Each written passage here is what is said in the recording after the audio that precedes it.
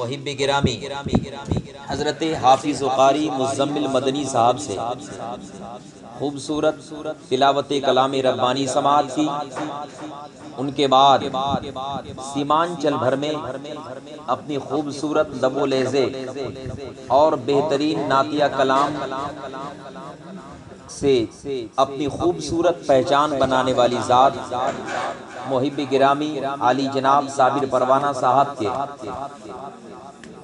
نرالے اور انوکھے انداز میں آپ نے نعت خوانی سماعت کی۔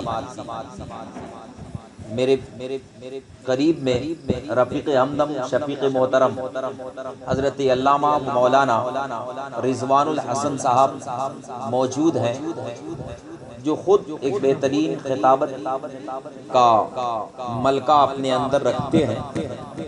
انہی کی دعوت پر لبیک کہتے ہوئے آپ سب کی خدمت میں حاضر آیا۔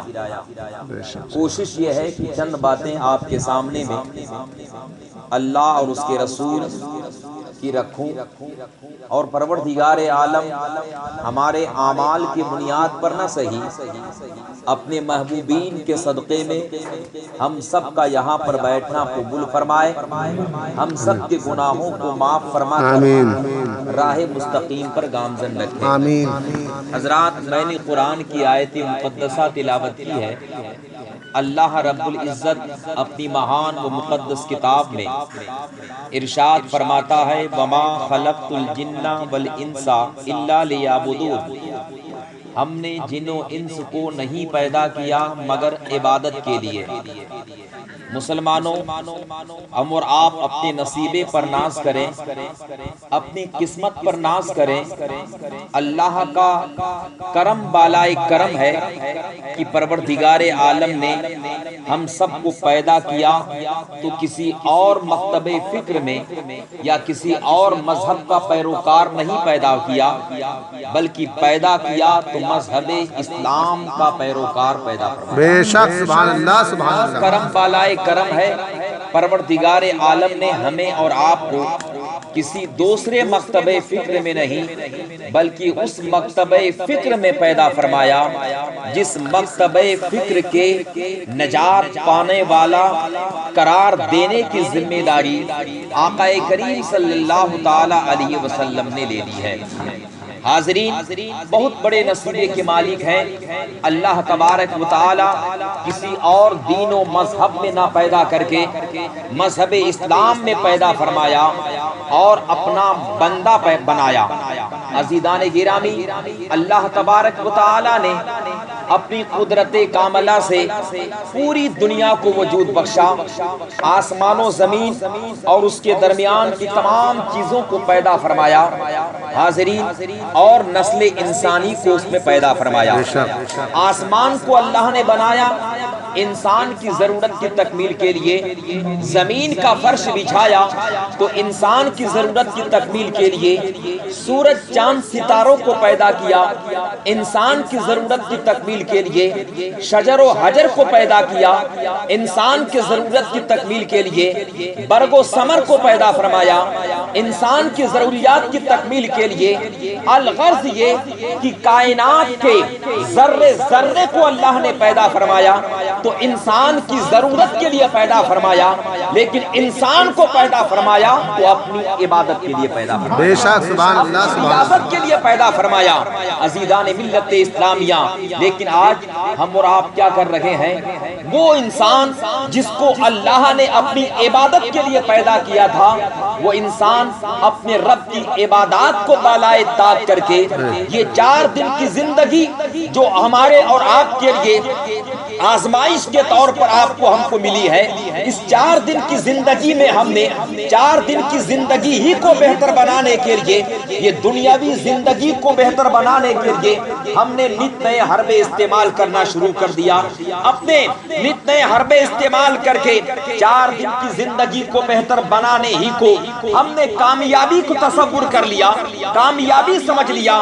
حالانکہ انسان اور خاص کر مسلمانوں کی کامیابی دنیا کی زندگی کی کامیابی نہیں ہے، بلکہ مسلمانوں کی کامیابی اخروی زندگی کی کامیابی ہے.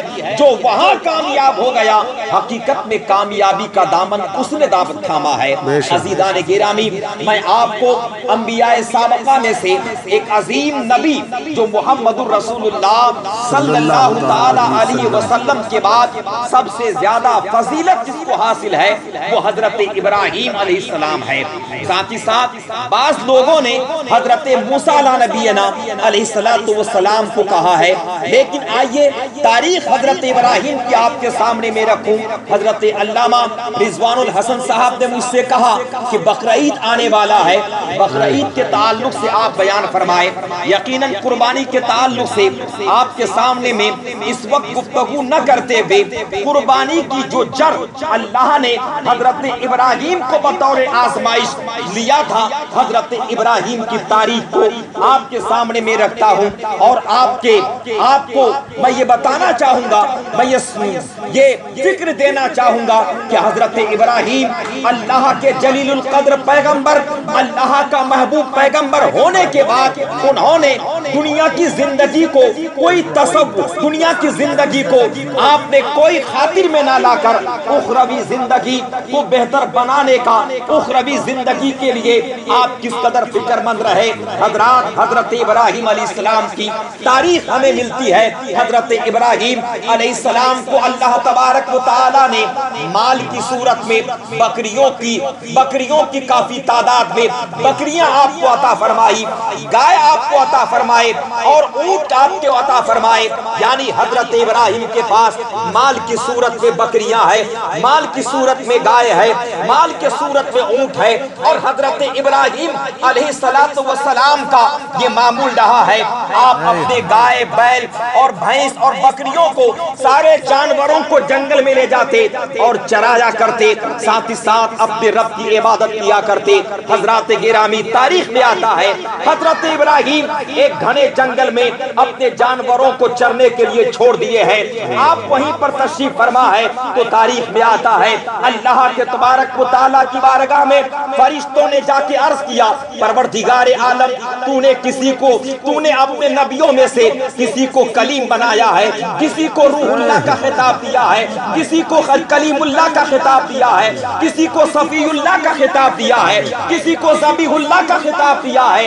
اے بار الہ، میں یہ پوچھنا چاہتا ہوں، تو نے حضرت ابراہیم کو خلیل اللہ کہا ہے، وہ تیرا خلیل کیسے ہے، وہ تیرا دوست کیسے ہے؟ ہم لوگ یہ جاننا چاہتے ہیں. عزیزان گرامی، رب تبارک و تعالیٰ نے فرمایا، اے فرشتوں، میرے خلیل کو خلیل میں نے کیوں کہا، اپنا خلیل کیوں بنایا؟ تم جاننا چاہتے ہو تو جاؤ ابراہیم علیہ السلام کی آزمائش کرو، آزمائش اس کے ساتھ اس کی آزمائش لو. حضرات، فرشتے آتے ہیں اسی گھنے جنگل میں. آنے کے بعد دو فرشتے آئے، آ کر خدا کے تقدس کو بیان کیا، خدا کی تسبیح کو پڑھنا شروع کیا. وہ فرشتے کہنے لگے، سبحان اللہ والحمد للہ ولا الہ الا اللہ واللہ اکبر وللہ الحمد. فرشتے اپنے آپس میں باتیں کر رہے ہیں، فرشتے وہ خدا کے تقدس کو بیان کرتے ہیں، خدا کی تسبیح کو پڑھتے ہیں.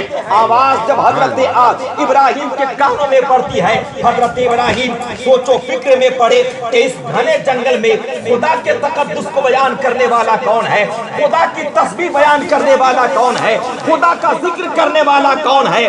جدھر سے آواز آئی حضرت ابراہیم ادھر چلنے لگے. جب قریب گئے تو آپ نے شکل انسانی میں ایک عظیم بزرگ کو دیکھا. حضرت ابراہیم نے پوچھا، آپ نے خدا کی تسبیح پڑھی ہے، آپ نے خدا کا ذکر کیا ہے، آپ نے خدا کے تقدس کو بیان کیا ہے؟ جب آپ نے خدا کے تقدس کو بیان کیا ہم کو بہت اچھا لگا ہے. ایک مرتبہ وہی ذکر کر کے دوبارہ سنا دو، ایک مرتبہ وہی تسبیح پڑھ کے سنا دو، خدا کے اس تقدس کو دوبارہ بیان کر کے سناؤ. اللہ غنی. جب حضرت ابراہیم علیہ السلام نے یہ کہا تو وہ آنے والا بزرگ جو کہ فرشتہ تھا حضرت ابراہیم کی آزمائش کے لیے اترے ہیں، انہوں نے کہا اے ابراہیم، حضرت ابراہیم علیہ السلام نے کہا انہوں نے کہا اے ابراہیم، پہلے جو ہم نے رب کی تسبیح بیان کی تو اپنے مرضی سے بیان کی ہے، اپنی رضا سے بیان کی ہے۔ اب آپ کے کہنے پر میں خدا کی تسبیح پڑھوں گا، خدا کے تقدس کو بیان کروں گا، تو اس کا بدل ہم کو کیا ملے گا، اس کا معاوضہ ہمیں کیا ملے گا، آپ ہمیں اس کا کیا اجر دیجئے گا؟ میں نے اپنی رضا سے اپنے دل سے جو پڑھا اس کا اجر تو میرا رب دے گا، آپ کے کہنے پہ جو پڑھوں گا تو اس کا اجر آپ ہمیں کیا دیجئے گا؟ حضرت ابراہیم علیہ السلام آپ نے کہا اے اللہ کے بندے، خدا کے تقدس کو بیان کرنے کے لیے، خدا کا ذکر جمیل کرنے کے لیے اگر تم معاوضہ چاہتے ہو تو اس جنگل میں میرے جتنے جانور ہیں، جتنا مال ہے، ان میں سے جو چاہو اپنے لیے منتخب کر لو۔ وہ عظیم بزرگ کہنے لگا آپ کی بکریاں ہمیں دے دیا جائے۔ حضرت ابراہیم نے کہا ساری بکریوں کا مالک ہم نے تجھے بنا دیا، ایک مرتبہ میرے رب کی تسبیح بیان کر کے ہم کو سناؤ۔ حضرات میں کہوں گا پیارے، حضرت ابراہیم اللہ کے پیغمبر ہیں، لیکن رب کی تسبیح سے اس قدر محبت ہے، رب کے تقدس سے اتنی الفت و پیار ہے کہ حضرت ابراہیم اپنے تمام بکریوں کو دے کر کے خدا کے ذکر کو سننا چاہتے ہیں، اور سننے کے لیے آپ اپنی تمنا ظاہر کرتے ہیں۔ عزیزان گرامی، فرشتے نے پڑھ کے پھر سنایا، وہ آنے والے فرشتے نے پڑھ کے پھر سنایا سبحان اللہ والحمدللہ ولا الہ الا اللہ واللہ اکبر وللہ الحمد۔ اس کے بعد حضرت ابراہیم نے کہا بہت اچھا لگتا ہے جب تم رب کی تسبیح بیان کرتے ہو، جب بہت اچھا لگتا ہے جب خدا کی تقدس کو بیان کرتے ہو، ایک مرتبہ اور پڑھ کے سناؤ، ایک مرتبہ وہی تقدس کا بیان، اللہ کے تقدس کو بھی بیان کر کے سناؤ۔ اللہ اللہ، حضرت وہ شخص کہنے لگا، وہ عظیم بزرگ کہنے لگا، وہ خدا کا فرشتہ تھا، بھیجا ہوا فرشتہ کہنے لگا اے ابراہیم، پہلے مرتبہ میں نے بیان کیا تو تو نے بکریوں کا مالک بنایا، اب کیا دو گے؟ حضرت ابراہیم نے کہا جتنے گائے ہیں وہ سب کا مالک تجھ کو بنا دوں گا۔ ایک مرتبہ پڑھ کے سنا حضرت گرامی، اس نے پھر پڑھنا شروع کیا، اور جب پڑھا تو حضرت ابراہیم نے کہا بہت اچھا لگتا ہے، ایک بار اور پڑھو۔ اللہ اللہ، وہ کہنے لگا اب کیا دو گے؟ حضرت ابراہیم نے کہا اس گھنے جنگل میں میرے جتنے اونٹ چل رہے ہیں ان تمام اونٹوں کا مالک تجھ کو بنا دوں گا۔ کہنے لگا، حضرت ابراہیم کہنے لگے ایک مرتبہ اور میرے رب کی کبریائی کا بیان کرو۔ اس نے پھر کبریائی کا بیان کیا، تقدس کا بیان کیا۔ اس کے بعد حضرت ابراہیم کہتے ہیں ایک بار اور پڑھو، ایک بار اور تقدس کو بیان کرو۔ وہ بزرگ کہنے لگا، فرشتہ کہنے لگا اے ابراہیم، تو نے اپنی بکریوں کا مالک ہم کو بنا دیا، گائے کا مالک ہم کو بنا دیا، اونٹوں کا مالک ہم کو بنا دیا، اب تمہارا کوئی مال یہاں پر بچا رہی ہے، پھر تو رب کی تقدس کو بیان کو سننا چاہتا ہے تو اب کیا دو گے؟ اللہ اللہ، حضرت ابراہیم علیہ السلام نے کہا کہ دیکھو تمہارے پاس بکریاں ہیں، تمہارے پاس گائے ہیں، تمہارے پاس اونٹ ہیں، یہ سارے تمہارے مال ہیں، تو میرے رب کے تقدس کو بیان کر کے سنا، اس کے بدلے میں اب میرے پاس مال نہ صحیح لیکن ان جانوروں کو چرانے کے لیے چرواہا کی ضرورت پڑے گی، اس جانوروں کی دیکھ ریکھ کے لیے نگہبان کی ضرورت پڑے گی، میں تمہارے ان تمام گائے بیل اور بکریوں کی نگہبانی کرنے کے لیے تیار ہوں۔ ایک مرتبہ میرے رب کا ذکر بیان کر کے سناؤ۔ عزیزان گرامی، اندازہ کرو پیارے، حضرت ابراہیم اللہ کے پیغمبر ہیں لیکن خدا کی یاد سے کس قدر دلچسپی ہے، خدا کو کس قدر، خدا کی یاد سے انہیں کس قدر محبت ہے کہ اپنا سارا مال خرچ کر کے رب کی تقدس کا بیان سن رہے ہیں، رب کی کبریائی کا بیان سن رہے ہیں، رب کی تسبیح کو سنا کرتے ہیں۔ مومنو، اندازہ کرو پیارے، اللہ نے ہمیں اور آپ کو اپنی عبادت کے لیے پیدا فرمایا ہے، ہم رب کے ذکر و اذکار کی کثرت کیا کریں گے؟ وہ تمام تر اعمال جو ہم پر اللہ نے فرض قرار دیا ہے، ہم ایسے کاہل و نکمے نکلے کہ ہم نے ان اعمال صالحہ کو بھی بالائے خاک کر کے چھوڑ دیا ہے۔ حضرات، نماز پڑھنا ہم سے نہیں نہیں ہوتا, روزہ رکھنا ہم سے نہیں ہوتا, نیک کام کرنے میں ہم کوتاہی برتتے ہیں, لیکن دنیا کمانے کے لیے نتے حربے استعمال کرتے ہیں, عیش و عشرت جمانے کے لیے نہ جانے کیسے کیسے فریب, کیسے کیسے حربے استعمال کرتے ہیں. مومنو, خدا کا قرآن تمہیں اعلان کر کے کہتا ہے ان اللہ اشترا من المؤمنین انفسهم واموالهم بان لهم الجنہ. ارے مومنین کی جان, مومنوں کے مال کو اللہ نے خرید دیا ہے, اس کے بدلے میں جنت کو عطا فرمایا ہے. مومنین کی جان, مومنین کی جان اور مومنین کے مال کے بدلے میں اللہ نے جنت کو تیار کر کے رکھا ہے. تو جس مال کے پیچھے تم بھاگ رہے ہو, اس مال کے پیچھے بھاگنے کی ضرورت نہیں ہے. جس دولت کے پیچھے تم بھاگ رہے ہو, اس دولت کے پیچھے بھاگنے کی ضرورت نہیں ہے, بلکہ اپنے سینے میں طلب پیدا کرنے کی ضرورت ہے اس جنت کو پانے کے لیے جو جنت کی زندگی ہماری آپ کی دائمی زندگی ہونے والی ہے. سبحان اللہ, سبحان اللہ, کیا کہنا. رہنا ہے. حضرات آگے بڑھو.